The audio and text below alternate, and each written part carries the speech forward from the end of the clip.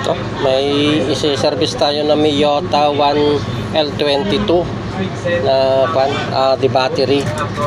Ito, nandito yung kanyang mga mechanism. Yan. Ito yung kanyang circuit block. Ito yung coil.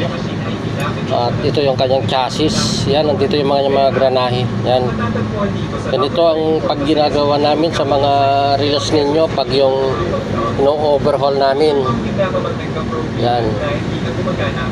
Talagang kailangan na babaklasin lahat. At kanyang mga mechanism ay granahe. Yun.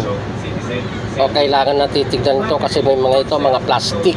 Ito, konting UP lang yan eh. Kailangan mo talagang titignan kung okay siya talaga. Yan, ganun ang trabaho ng watch technician. Ganyan ang ginagawa sa mga relos ninyo na pinapagawa ninyo. Kaya akala nyo ganun lang, linis lang. Hindi pwede yung linis lang na inilagay yan. Talagang hihimay-himayin at tag-isa-isahin ang mga pyesa niyan. Mamaya mayroon pang ito, ngayon ito. May nayupi kasi ito, plastic ito, may nayupi na granahe. Wala na, sira na. Kailangan mo ng palitan. Sabihin nila linis lang eh. Okay na yon.